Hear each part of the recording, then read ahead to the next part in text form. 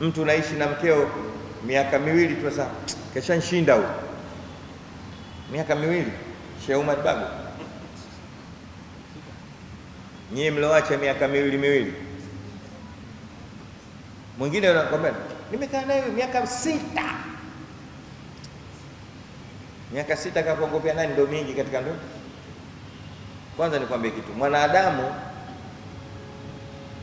wingi wa tabia zake, ukiishi naye ili uzijue zote, azimalize zote, lazima ukae naye miaka 8. Yaani rafiki yako miaka 8, ndio kama hakuwa mchoyo itakuwa zimekamilika kukuonyesha. Kwa sababu ukikaa na mtu una pretend, unaongopa. Kwa hiyo miaka 8. Mwanamke inafika mpaka miaka 20 hajakumalizia tabia zake zote. Jafari kasema ngoja nikutunze. Ashika kutwa na nini nyumbani? Umeelewa? Kasema mtu wa kawaida rafiki yako miaka mingapi hajamaliza tabia zake, ukikaa naye hivi anakuwa vingine. Umeelewa? Kaa naye mfululizo miaka 8, huyu asubuhi mchana jioni, ndo anaweza akazimaliza zote. Lakini mwanamke miaka 20 ndio zinakuisha zote. Kwa hiyo leo anakupa hii, vumilia, endelea kusoma. Kesho utasikia tabia yake nyingine, endelea nyingine. Ukishafika miaka 20 ushamjua yule, mnaishi vizuri. Usichoke. Mabwana harusi wapya mmesikia? Mbona hapo mnaisema chini hivi? Nendeni mkakae nao miaka 20. Istausu bin nisa'i khaira. Kakae naye miaka 20. Kila siku atakuwa anakupa kitu kingine kimoja. Usichoke baba. Na ndio maana hata katika mambo ya kawaida ukisoma ndio baadaye unapewa nini? Cheti. Lakini katika ndoa unapewa cheti kabla hujasoma. Au mjaona? Haruni, umeelewa? Yaani ukienda shule unasoma kisha mbaya, sasa ushasoma cheti hichi. Kule unapewa cheti kabla ya sasa usikiangusha kile cheti. Umepewa cheti leo, kesho wewe mwenyewe unasema nimeshindwa, kumbe cheti cha bure kabisa. Sasa kakifanyie cheti kazi kwamba sisi tunakupa kabisa hiki ili ukatoboe. Sheikh Abdalla huyu nitakutunza sasa hivi. Niko Sheikh Abdalla juzi kaja analia ofisini kabla na bado. Uko wapi Ali Odido? Yule kumbe analia kwa makelele yule. Kabla taratibu. Haya. Maneno yanatoka wapi? Fi sitati ayami. Mwenyezi Mungu hakuhitaji siku 6 katika ufanyaji wake, kwa sababu mwenyewe inama amruhu idha arada shay'an ayakula lahu kun fayakun. Kwa hiyo jipe muda katika kila kitu, muda katika mambo ya siasa, kajipe muda katika mambo ya kiuchumi, kajipe muda katika mambo ya kijamii. Ndio mambo makubwa matatu yanaongoza dunia. Kwenye siasa jipe muda, sio hapo kwa hapo tu. Kwenye mambo ya kiuchumi jipe muda, utakuwa na uchumi mzuri. Kinachotakiwa juhudi yako na uvumilivu. Na mambo ya kijamii ndo hayo, ndoa, malezi yetu, urafiki wetu. Unakaa na mtu siku 2 3, yule anifai, sio rafiki yule. Kwa sababu kwanza yule ni binadamu. Ni nani? Binadamu siku zote ni taksiri na mapungufu. Mwanadamu wenyewe anasema nukswanuhu tamamuhu au nukswanuhu kamaluhu nukswanuhu. Yaani yule mapungufu ya mwanadamu ndio ukamilifu wake. Ukamilifu wake mwanadamu ni upungufu wake. Mtu akikuuliza ni nani mwanadamu mkamilifu, mwambie yule mpungufu mno. Lazima akukosee. Ndio wanadamu. Tumeisoma aya tabarakalladhi biyadihi almulku wa huwa ala kulli shay'in qadir alladhi khalaqa almauta wal hayata liyabluwakum ayyukum ahsanu amala au aqbahu amala, liyabluwakum ayyukum ahsanu, ili akujueni ni nani mwenye matendo mazuri, kwa sababu wote mna matendo. Kimeletwa kifo, alladhi khalaqa almauta, na yameletwa maisha, wal hayata, na maisha uhai, ili Mungu apate kujua ni nani anakaribia ukamilifu. Liyabluwakum ayyukum ahsan, kwa sababu wote Mungu anatujua wote ni akbahu amala, tuna matendo mabaya. Sasa ukiwa na rafiki, tanguliza zaidi mapungufu yake kabla makamilifu yake, ndio utaweza kuishi naye. Anayekujia mbele ili awe rafiki yako, mtangulizie zaidi nini? Hata sisi tunaokaa na kulea watoto hawa, kinachotusaidia ni kwamba kwanza wote tunawaona mapungufu, tutaishi nao ili tuwarekebishe kidogo kidogo kidogo, baadaye nao wanakuwa watu. Basi wewe ukiwa mwajiri, hawa wale waajiriwa wako wote mapungufu. Ukiwa mzazi, watoto wako wote hawa mapungufu wao.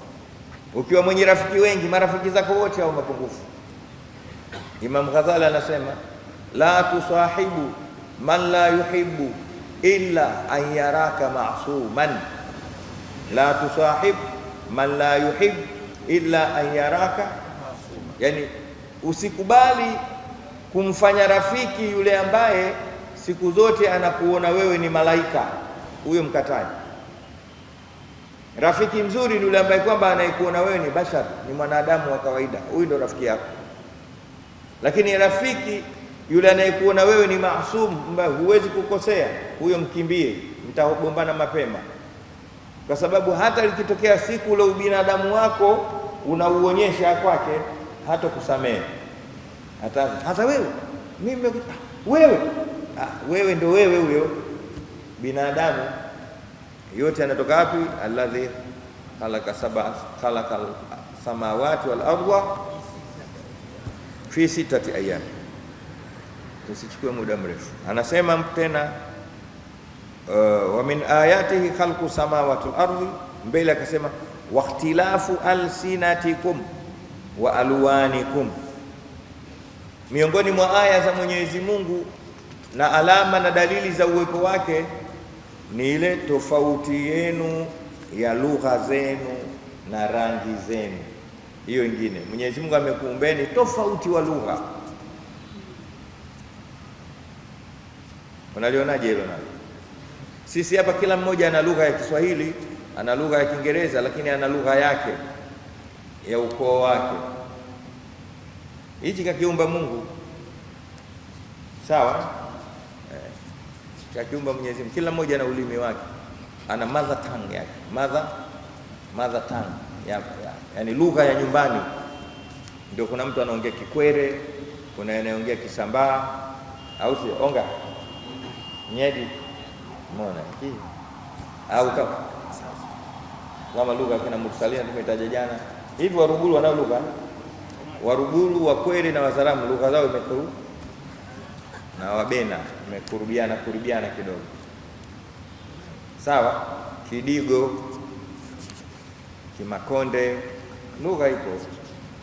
Kuna watu hawana lugha zile za kimila, lakini wana lugha hichi Kiswahili tu, akishasema unajua.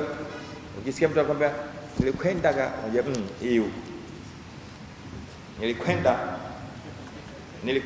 hiyo, mtu wako huko kwenu nilikwenda huko, unajua Kiswahili huko, lakini kakandamiza na ile mwingine kwa nilikwenda, hii lamu tu inatofautisha. Kuna la, unajua walsinati alsin na la, nimelala, unajua lakini nililala, unajua hiyo tumeelewana. Kuna wengine hawezi kupata la, yeye zake zote ni nenda huko kuliani huko, yeye ni re tupu, kwenda l apati. Kuna mwingine yeye ni l tupu, apati. Baada ya kuita gari anaita gari. Sawa? Kuna watu wameumbwa ile hawapati magharibi, yeye mpaka anakufa magharibi tu. Tukutane swala magharibi kichangani, unajua huyo huko. Waqtilafi alsinatikum, na tofauti ya lugha zenu ni dalili ya Mwenyezi Mungu Subhanahu wa Ta'ala. Wewe unajua wale wa Barbedi wale Wasandawe wanaitwa Wasandawe. Wewe unasema wanaita paka wenzao ndio wanaongea, tumuue huyu.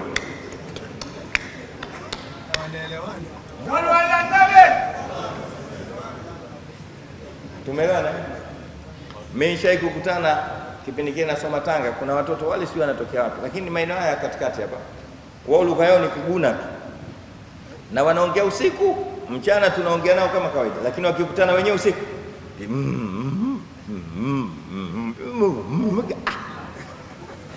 mnakumbuka waqtilafi alsinatikum. Mnafika pahala mnakutana watu hamuelewani, labda ile lugha ya kimataifa ile, lakini mkiamua kufungua midomo kila moja na lugha yake, yule anaongea Kichina, yule anaongea Hong Kong, yule anaongea Kijapani, yule anaongea Kikwao, hamuelewani kabisa. Labda mjue hicho kizungu ambacho wazungu wamefanya wajanja, wamepenetrate, wameingiza kizungu chao katika dunia nzima. Na sasa hivi alhamdulillah Kiswahili nacho kwa sababu ya aya ya Mwenyezi Mungu nacho kinaenea dunia nzima. Jana nimekutana na mzungu, tumeongea Kiswahili mpaka saa 8 za usiku. Yupo na leo nataka nje naye hapa. Naambia umejifundishia hapa? Sababu mumu tu nimesoma mimi. Anajua Kiswahili kuliko wewe mtu wa Tandale. Sawa? Kwa hiyo hapo kwamba kila mmoja ana lugha yake pia ni dalili za uwepo wa nani? Kuna baadhi ya habari tumezisikia ambazo sio rasmi lakini zipo katika vitabu. Inasemekana binadamu wote waliumbwa na lugha hii, lakini walipokuja ulimwenguni kilitokea tukio linaitwa yaumu tabalbulil alsina au yaumu tabalbulil alsuni. Nategemea unatumia alsina au alsun, zote ni jamo ya lisani. Siku ya kutapanyika lugha ni siku gani? Ni kipindi kile yule Aman alipoambia watu wamjengee mnara utakaompeleka jua upande ili akamwone Mungu. Ipo katika Qur'ani ile. Kawaambia watu wake, nitengenezeni mnara mrefu kisha nipande huko juu wanaosema kuna Mungu nikamuone. Ulijengwa mnara ule kwa muda wa miaka 40, unajengwa na watu wa zamani. Ulikwenda sana juu. Kawaida kitu kikienda juu kinalemea chini. Msingi ukafaje? Ukashindwa, ukaanguka ule mnara. Kile kishindo chake ndio kila mmoja alikuja na lugha yake mpaka leo. Kile bu ungeza mama ndio Mswahili huyo.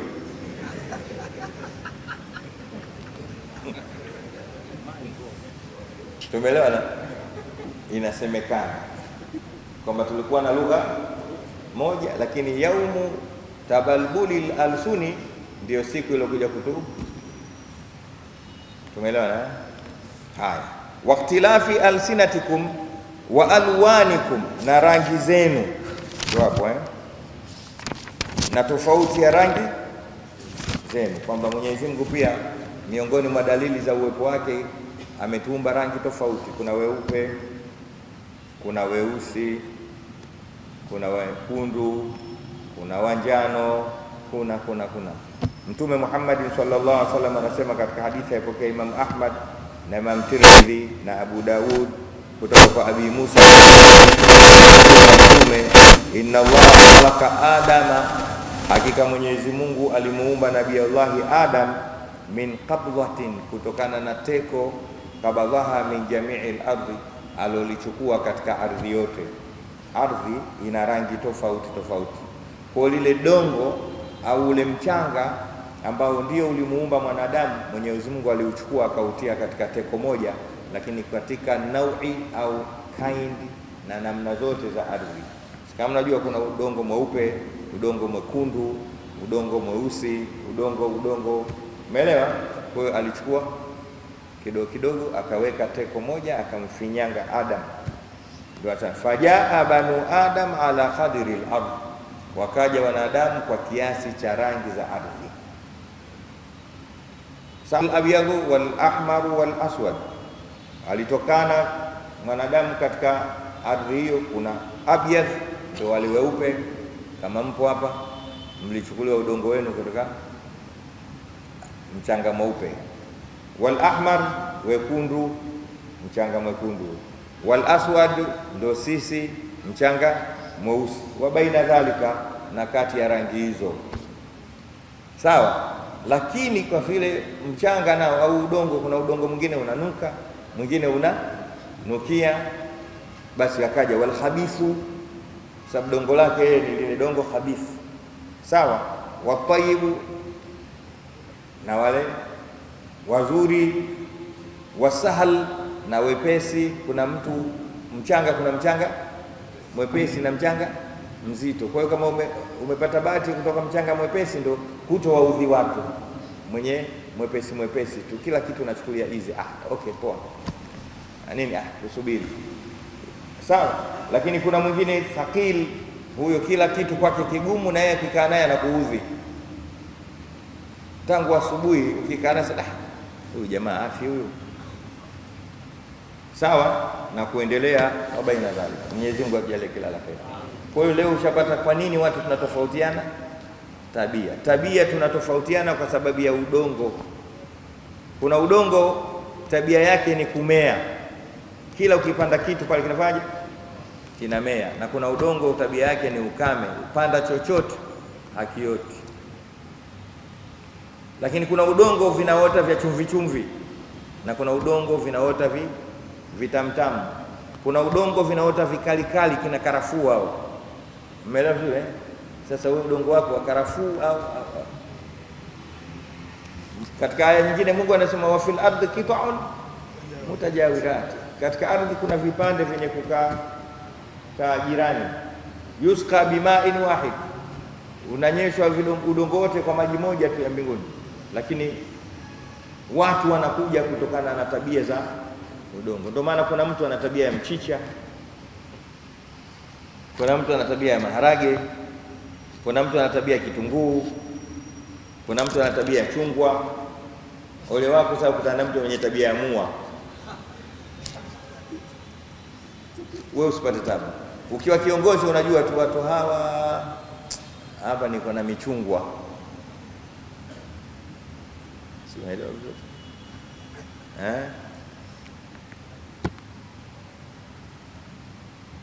Allah. Bwana mmoja yule anazungumza maneno hayo, wa hal yumbitu al-khatiya illa washijuhu wa tughrasu illa fi manabitiha an-nakhlu. Ukiona kuna wema mtu anao wema ule, ujue ule wema ule tawarasahu abaihim qabla, ameurithi kutoka kwa mababu zake. Wa hal yumbitu al-khatiya illa washijuhu wa tughrasu illa fi manabitiha an-nakhlu. Sawa, anasema hakuna kinachomea katika isiyokuwa ardhi yake. Karafuu ile ya Pemba ukienda kuiweka hapa Dar es Salaam haimei, kwa sababu sio manabitu yake. Mungu amefanya hivyo. Kuna ardhi inatoka korosho na embe tu, ukiweka mpunga hauji. Imeeleweka babu? Ukitaka embe sijui nenda hiyo Bagamoyo, Lindi na korosho ziko huko. Ukitaka pamba nenda kanda ya Ziwa, utakuta michikichi huko na pamba na nini. Ukitaka kahawa, ndizi nenda huko Kilimanjaro na nini na nini. Mipango ya Mungu ile. Ukitaka nazi njoo Kisiju. Huko unaweza kuota mnazi uko Bukoba, lakini hutopata nazi kama ile ya Mafia. Msalimu kwa Muhammad. Na binadamu wako hivyo. Maadamu ardhi iko na tabia hiyo, na sisi tuko tabia hiyo. Kuna mtu wewe tabia yako nazi tu,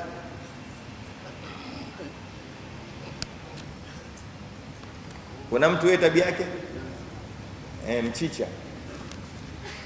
Mwenyezi Mungu ajalie tuyaelewa. Yote hayo ni min ayati la, ni katika dalili za uwepo wa Allah subhanahu wa ta'ala. Tunasoma kidogo kidogo tupate kuelewana waqtilafi alsinatikum wa alwanikum, anasema inna fi dhalika la ayatin lilalimin, hakika mote humo kuna alama na dalili za kumjua Mungu, lilalimin, kwa wanaosoma. Manake hapa Mungu anaweka, anahimiza watu wakasome. Ukitaka kuzijua hizi sasa, nenda darasani ukasome. Hivi inaweza kana usipatikane hapo. Unataka elimu, unataka utaalamu, unataka alilmu, sawa. Jahili hawezi kuyaona hayo. Mtu asokuwa na ilmu anajichukulia tu, anakula nazi nini, akimwona mtu mweupe poa.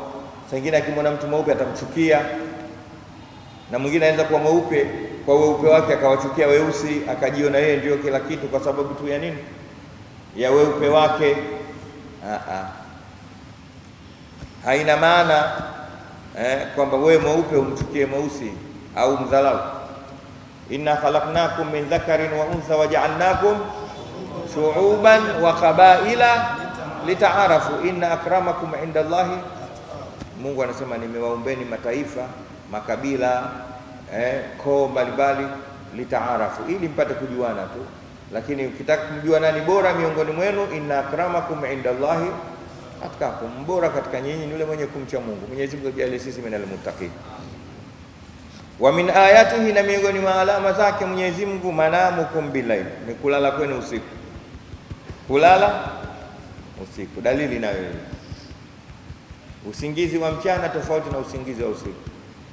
Usingizi wa mchana mara nyingi ni wa kulazimisha au wa kukuzidi, kwa sababu hujalala sana usiku, ndio uta take place mchana, na mara nyingi ndio unapata ile kitu inaitwa fatigue. Inaitwa nini? Unaweza kukuta unaumwa, wewe hujalala usiku siku nyingi, unalala mchana tu. Usingizi wa usiku ndio usingizi wenye afya. Usingizi wa usiku ndio usingizi wenye akili. Usingizi wa usiku ndio usingizi chakula. Usingizi wa usiku ndio usingizi kiumbe. Ukiuhamisha ule ukautaka mchana, unanyongonyea. Ndio unaweza kuna mtu umelala afu ukiamka ujui hivi leo jana au juzi. Haijai kukuta hivi? Semeni jamaa. Au asubuhi kesha amka mtu saa hizi anatafuta sijaswali alfajiri. Wewe umelala leo, umeamka leo, alfajiri bado. Ndio maana hapa Mungu ameweka kaidi, manamukum billaili, ule usingizi wenu wa usiku ndio usingizi asili ule. Imeeleweka? Amna madaktari hapa wakanisaidia hilo? Shekhe, sio inaitwa hilo kwamba usingizi asili yake ni usiku. Nenda kapekue Sheikh Abdallah.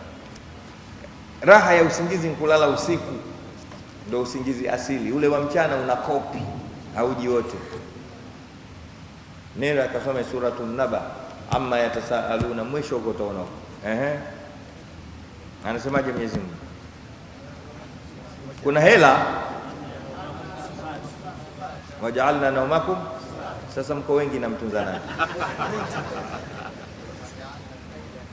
Waja'alna al-laila, ndio ibea baul mulabasa, banaitaka hiyo. Sasa mshakutunza sikupi tena. Waja'alna naumakum, tumeufanya usingizi wenu kuwa nini? Starehe, pumziko. Sasa ni pumziko wakati gani? Waja'alna al-laila, tukaufanya usiku ni kivazi, ndo bei. Ule usingizi wa starehe ni usingizi wa usiku. Ule usingizi wa mchana ni usingizi tiba. Unaumwa sasa, mbona lala, mwacheni alale. Maana usingizi huu nini? Dawa. Kama ile mazoezi anakuambia daktari, ushaanza kuumwa, sasa fanya mazoezi. Kuna watu wengi wanakimbia wanafanya mazoezi, yale sio ya afya, mazoezi yale ni tiba, keshaanza kuumwa yule. Mnanielewa vizuri? Na ndio usingizi wa mchana. Unaambia kunywa maji mengi, ulale sana. Huu sio usingizi subata. Au mali upo? Wewe nisikilize tu. La. Na wewe usiku wenyewe wakati gani? Japo kidogo. Japo yani usingizi wa usiku hata wa dakika 20 una maana zaidi kuliko usingizi wa mchana masaa 8. Ili mradi usiku ulale japo kidogo, ndio usingizi asili. Qumil laila illa qalila, yani simama usiku isipokuwa kidogo, lala.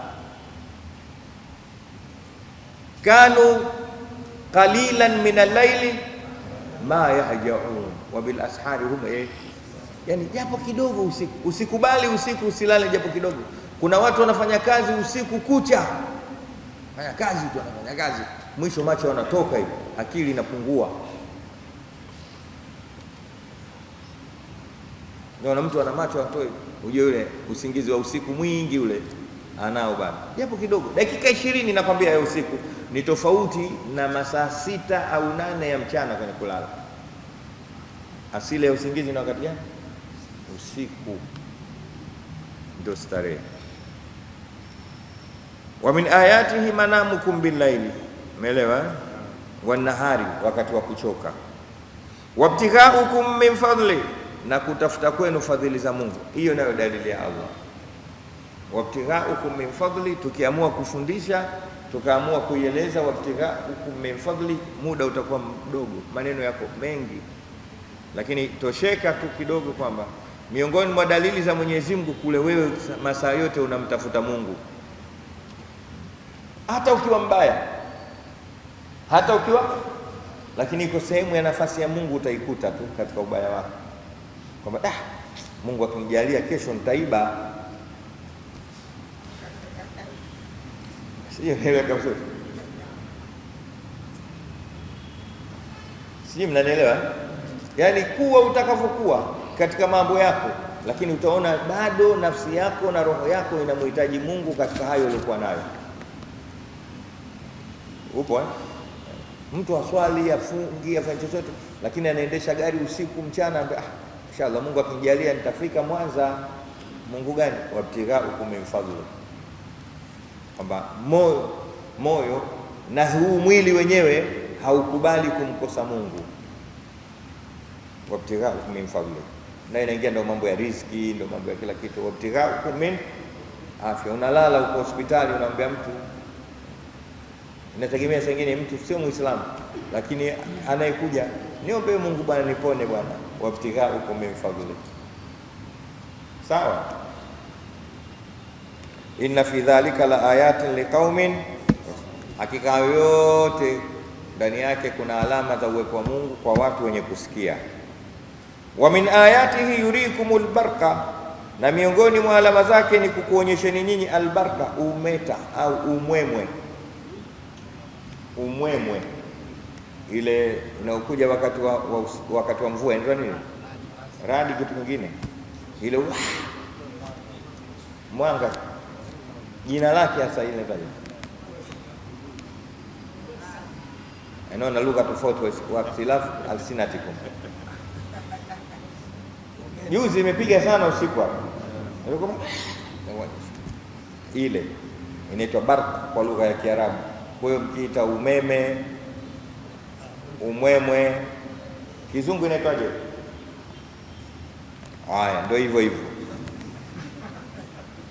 Khaufan wa taman, ile jambo likija linakuja na vitu viwili hapo hapo, uoga na kutama. Yani asili ya ule ni kwamba tunaingia katika nini? Mvua. Inafika wakati wanadamu wanautamani ule, kwa maana wanatamani musababi, wanatamani sababu yake, ambayo ni nini? Jua linakuwa kali mpaka hatupati mvua sisi. Hilo ndio tamaan. Hilo ni nini? Tamaan. Unatamani sasa mwenyewe unatamani. Ikija mvua ikakithiri, unaogopa tutaungua. Sijui naeleweka vizuri? Hiyo ndio fasaha ya Allah subhanahu.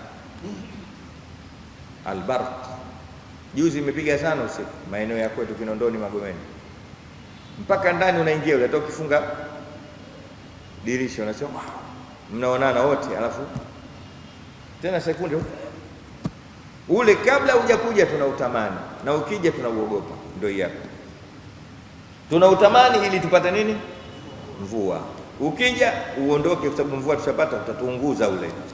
Ndio wa min ayatihi hiyo, akasema wa min ayatihi yurikumul barqa, anakuonyesheni. Mmoja katika wanachuoni anakwambia hii maana, anakuonyesheni mpaka kipofu wanauona ule. Hao ni mtu kabisa, lakini ukipiga ule ndani kwa ndani anaona kimpigwa kitu. Yurikum anakuonyesheni. Ukiwa ndani utauona, ukiwa nje utauona, ukiwa unaona utauona, kipofu utauona. Yurikum, piga mstari hapo, yurikum. Ukitaka usiutake utau. Wa min ayati yurikumul barqa khawfan wa tamaa, kisha wayunazzilu minas samai ma'an, anateremsha kutoka mbinguni maji, ndio mvua hiyo. Fayuhyi bihi al-ardha ba'da mautiha, anaipa uhai kwa maji hayo ardhi baada ya kufa kwake, yani baada ya ukame wake inaanza kuota. Inna fi dhalika la ayatin liqaumin yaqilun, hakika katika hayo mote kuna alama na dalili za watu wenye akili. Jamani, tizameni, ya kwanza liqaumin yatafakkarun, ya pili liqaumin lilalamin, ya tatu liqaumin, kataja vitu vinne: fikra, elimu, kusikia, akili. Ushajiuliza kwa nini? Kuna maana mengi sana, lakini kiufupi ni hivi: mwenye akili ni yule ambaye anafikiri, mwenye akili ni yule anayesoma, mwenye akili ni yule anayesikiliza akafuata. Ndio maana jawabu liqaumin yaqilun. Inna fi dhalika, katika hayo yote. Si mmenielewa? Nani mwenye akili? Man yatafakkar wa man yataallam wa man yasma. Hapa katika kusikia zinaingia hawasi zote: kusikia, kuona, kugusa, kuonja, kunusa. Imewakilishwa na yasmau ile kule.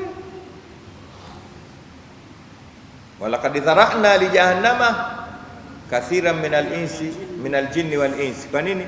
Lahum qulubun wa lahum ayunun wa lahum la ulaika bal hum adall. Anasema tunawaingiza watu motoni, majini wengi na watu wengi. Kwa nini unawaingiza motoni Mungu? Lahum qulubun, wana nyoyo lakini hawafikiri kwa nyoyo zao. Wana macho lakini hawaoni kwa macho yao. Wana masikio hawaoni kwa. Tumeelewana? Hasa hulaika kal anam, hao ni kama wanyama, kwa sababu mnyama hana nini? Hana akili. Mnyama hana akili, ana tamyizi tu. Mnyama ana upambanuzi, lakini hana akili. Inajengwa na vitu hivi: fikra, kusoma, kuona, kusikia, ndio unapata akili. Mswalie Mtume Muhammad. Hapo nilitamani mnitunze mimi, kileo wagumu. Ni nani mwenye akili? Huyu anaitumia fikra zake vizuri. Ndio hiyo. Kuku hawezi kufikia haya. Sasa ndio anaposema Mwenyezi Mungu, walaqad dhara'na li jahannama kathiran min al-jinni wal insi lahum qulubun la yafqahuna ay la yatafakkaruna biha wa lahum adhanun la yasma'una biha, wana masikio hawasikii kwa masikio hayo. Wa lahum a'yunun la yubsiruna biha, wana macho hawaoni kwa macho hayo. Ulaika kal anam, au ni kama wanyama. Bal hum adall, bali wao ni wabaya zaidi. Tumeelewana eh? Tizama aya nyingine, wala takfu ma laysa laka bihi ilmun, wala takfu ma laysa laka bihi, usijiingize katika jambo usilolijua. Alafu mbele, inna sam'a wal basar wal fuad kullu ulaika kana anhu anarudisha vitu hivi vitatu: sikio, macho, kifua chako chenye kukufikirisha na akili. Usijiingize, maanake sisi tunataka watu makini. Ukisikia mtu makini, ni huyo ana fikra, ana elimu sawa sawa, anaona, anasikia, anazingatia, ndio akili. Maalasafi shadid, kizazi tulichokuwa nacho hivi sasa chote sehemu kubwa sana. Yaani wewe ndio juzi nimesema mtu anashindwa na hii si mjanja, yaani akili yake. Mimi nimeona wazee wangu, baadhi ya mashaka zangu, mpaka kafa, wacha simu hii smartphone, hata ile simu kiswaswadu wakuwa nayo, hataki simu kabisa, kwa sababu simu inamuondoshea ubinadamu wake. Taki kabisa, kampa uwezo mkubwa mwanadamu wa kutengeza simu, kisha hiyo simu inamuongoza mwanadamu.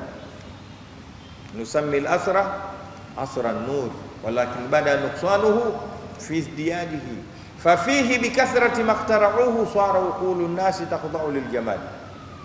Habibu Ali bin Ahmad al-Badawi anasema, tunaona wakati huu nusammi al-asra asra an-nur, wenyewe tunaona hizi zama ndio zama za nini? Za maendeleo, zama za sayansi na teknolojia. Babangu alikuwa anaita zama za sayansi na teke linalokujia. Teke, Mzee Alhadi tulomfanyia dua jana. Sasa hii teknolojia, teke linalokujia, maana unapigwa teke moja nje. Nusammi al-asra asra an-nur walakin bada nuqsanuhu. Bahati mbaya zama hizi ndio umedhihiri upungufu wake katika yale mambo mengi haya. Fafihi bikathrati makhtarauhu, katika zama hizi kutokana na wingi wa hivi vitu vilivyotengeneza, simu, kompyuta, umeme, mikrofoni, kamera, magari, ndege, meli, swara uqulu nasi takhdha'u liljamadi, swara ya sairura, zimegeuka akili za watu sasa hivi zinanyenyekea vitu visiokuwa na roho. Leo hapa tunasoma, tunasikilizana kwa sababu ya hii. Umeme ukizimika hapa, darasa inakuwa mbaya. Kuna mtu kanambia, bwana darasa nzuri lakini sisikii. Yaani nataka huku walipo, sogea huku. Hii inaweza siku moja ikazimika. Fafihi bikathrati makhtara'uhu swara uqulu nasi takhdha'u liljamal. Leo watu wote tunaendeshwa na kitu kinaitwa network, mtandao. Network ikikatika, hasara. Benki huko kazi hazifanyiki kwa nini? Hamna network, hamna network. Umeme ukizimika, hata magari hayatembei, hatuwezi tena kujiongoza kwa sababu taa zile za nyekundu, kulia, kushoto, mpaka atokee mtu mmoja pale atuongoze tena kwa makelele. Mengine anatukana mle, mimi naonaga ile mikono inakwenda kwa hivi. Kuna sometimes kesha choka anatukana. Nyie muonagi tu. Akikosekana yule, foleni inatoka hapa mpaka Kigamboni. La Isa kibinadamu. Mimi naonaga nikitembea kule Vingunguti, nikienda Vingunguti au siku nyingine anakwenda mbuga ya wanyama, nakuta kuna wanyama wengi kweli wanatembea kwa makundi na wagongani. Sawa? Sawa. Tele watu chungu mzima, wadudu wale nyumbu. Unajua nyumbu watembei peke yake. Nyumbu wanatembea kwa uchache 3,000 4,000, hawagongani hivi wote, wakikata kuchoto. Sisimizi wakigongana wale wanasalimiana vipi huko ndio poa. Lakini sisi bwana hapo mlangoni pia tukiambiwa tutoke wote kwa pamoja pale kitabu, mpaka atoke mtu pale kutuongoza, wewe pita, subiri, na wewe unasubiri ya bwanadamu mwenzio. Jisubirishe. Basi mimi wanachekaga tukialikwa kwenye futari, alafu futari ile iwe ya buffet, kuinuliwa kwa meza. Hatupendi ile, yani unaona kabisa saumu inazidi pale, ndio meza ile, alafu na huko atokee mtu akutuanua huko, mwisho unaona tabu, unaunga katika foleni, hata mweza wako haijanunua. Subiri bwana.